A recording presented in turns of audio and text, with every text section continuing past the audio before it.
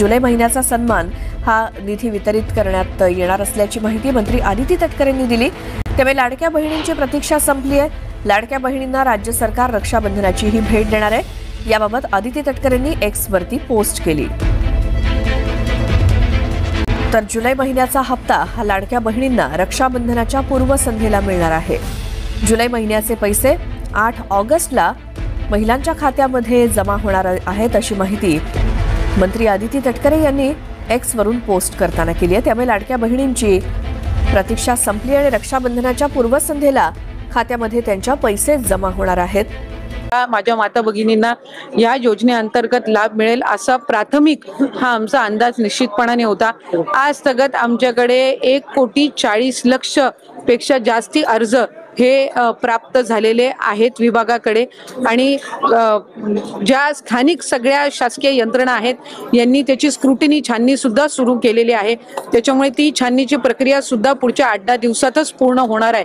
कारण आम्हाला रक्षाबंधनच्या पूर्वसंध्येला पहिला जो त्या ठिकाणी लाभ आहे तो सन्मान निधी त्या माता भगिनींच्या अकाउंटला डायरेक्ट डीबीटी हा करायचा आहे। माझे आपल्या माध्यमातून राज्यातील सर्व माता भगिनींना मला आश्वासित करायचे की याला लागणारी संपूर्ण तरतूद ही राज्य सरकारने केलेली आहे।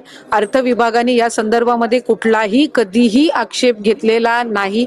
पहिल्या टप्प्यामध्ये लागणारा जो निधी आहे साधारणपणे या वर्षाला लागणारा जो निधी आहे याची तरतूद ही अर्थ विभागाने निश्चितपणाने केलेली आहे। त्यामुळे कुठल्याही पद्धतीची चिंता नसावी।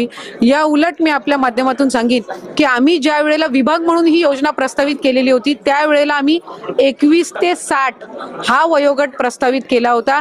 त्याच्यावर ज्या वेळेला अर्थ व नियोजन मंत्री अजितदादांकडे बैठक झाली त्यावेळेला त्यांनी हा 60 वरून 65 करावा अशा सूचना या त्यांनी दिल्या आणि 60 आणि 65 या वयोगटातील जर लाभार्थ्यांची आम्ही संख्या काढली तर ती साधारणपणे 14.5 लाख होते।